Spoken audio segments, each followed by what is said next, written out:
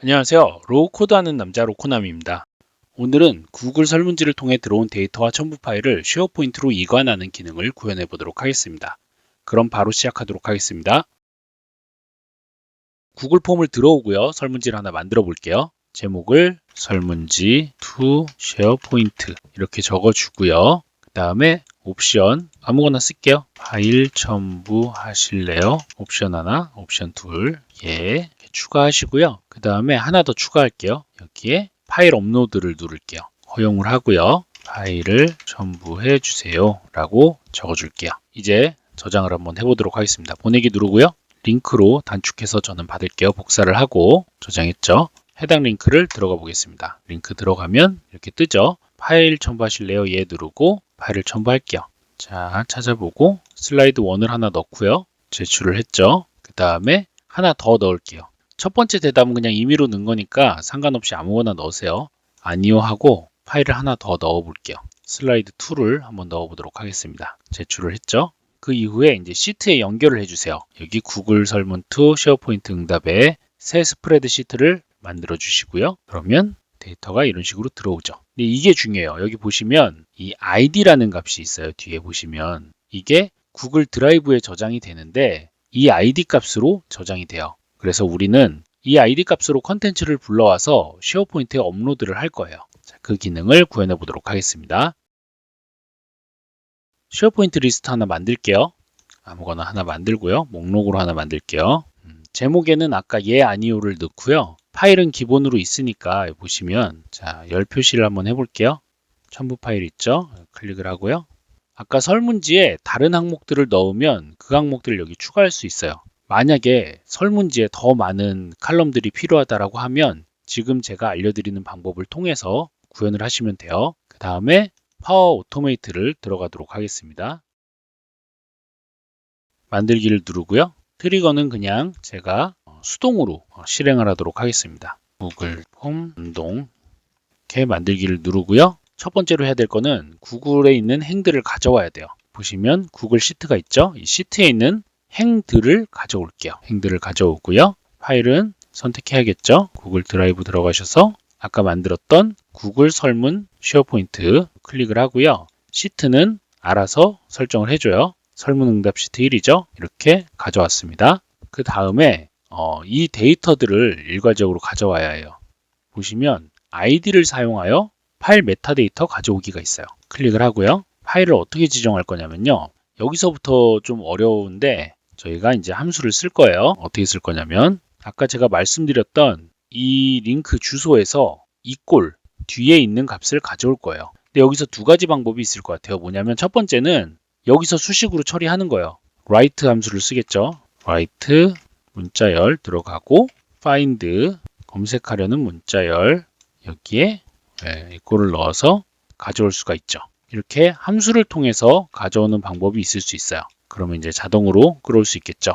근데 저는 이 방법을 쓰지는 않을 거고요. 일단 삭제를 할게요. 어떻게 할 거냐면 여기서 바로 수식을 적용을 할 거예요. fs 함수를 적용을 할 건데 조금 설명을 드려야 될 것 같아요. 아무래도 엑셀 함수랑은 조금 달라요. fx 함수는 write 함수가 없습니다. 그러면 어떻게 할 거냐면 지금 이 문자에서 이 꼴을 찾아요. 이 꼴을 찾고 플러스 1을 한 값에서 이제 나머지 값을 끌어와야겠죠. 근데 나머지 값을 끌어올 때는 전체 길이에서 이 꼴까지 센 숫자를 뺀 다음에 나머지 길이를 구해주면 이 id 값을 추출할 수가 있겠죠.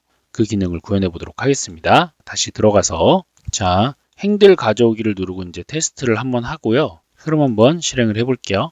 돌아갔습니다. 이제 구글 시트로 다시 한번 가볼게요. 구글 시트로 가시면 파워앱스 id라는 게 또 생겼죠. 이제 인식이 된 것 같아요. 아까 말씀드렸던 값을 이제 다시 가져와 보도록 하겠습니다. 작업 추가를 하고 구글을 칠게요. id를 사용하여 파일 메타데이터 가져오기 하나 눌러주고요. 자, fx 함수를 써서 여기에 이제 값을 입력할 거예요.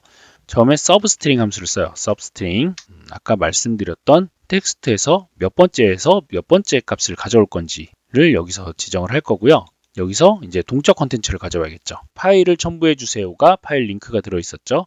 이걸 클릭을 하고요. 그 다음에 콤마 찍고 몇 번째부터 할 거냐면요. index of라는 함수를 써서 이꼴 값을 찾을 거예요. 마찬가지로 여기도 파일을 첨부해 주세요를 넣고 그 다음에 이 꼴을 찾아요. 그러면 이제 이 꼴이 몇 번째 있는지 나오겠죠. 근데 이제 그대로 쓰면 안 되고 1을 더해줘야 돼요.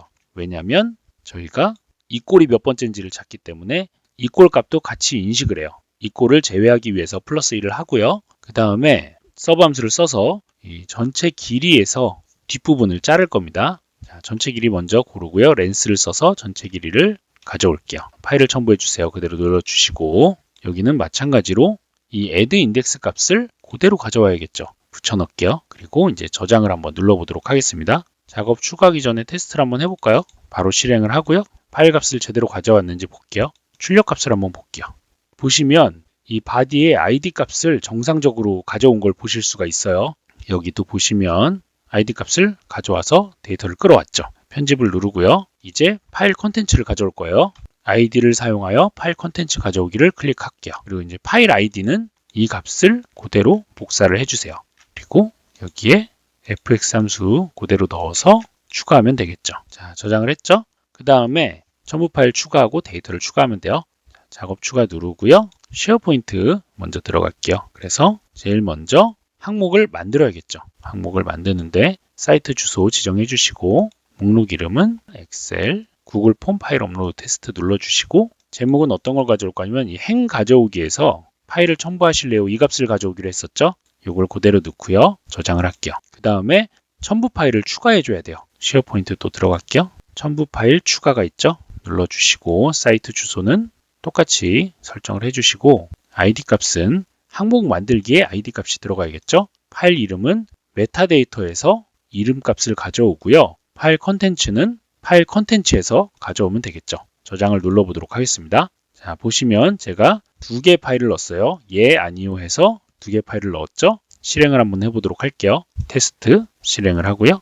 눌러보도록 하겠습니다. 그러면 플로우가 돌면서 정상적으로 작동을 했죠. 자, 이제 파일 한번 리프레시 한번 해볼게요. 쉐어포인트 리스트 들어가면은 예, 그리고 첨부 파일이 들어가 있죠. 한번 눌러볼게요. 그러면 슬라이드 1에 로코남이 들어가 있고 슬라이드 2에 코남 뒷면이 들어가 있어요. 정상적으로 들어간 걸 보실 수가 있습니다. 이제 해줘야 되는 건 이 구글 스프레드시트를 지워줘야 돼요. 왜냐하면 다음에 또 실행하면 이게 자동으로 기존 것까지 다시 끌고 와요. 그래서 이거를 좀 삭제를 할게요. 작업 추가해서 구글을 치고요. 행 삭제가 있죠. 행 삭제 클릭하고 해당 파일을 선택할게요. 행 아이디는 파워앱스 아이디가 있죠. 이걸 한번 클릭을 해볼게요. 그리고 저장을 누르고 테스트를 한번 해보도록 하겠습니다. 그러면 기존의 데이터들이 다시 올라가고 행은 삭제가 돼야겠죠. 삭제가 됐는지 보도록 하겠습니다. 보시면 지금 시트의 내용이 삭제가 됐죠. 그리고 쉐어포인트를 다시 가볼게요. 리프레시를 해보시면 기존의 데이터가 그대로 들어온 걸 보실 수가 있어요.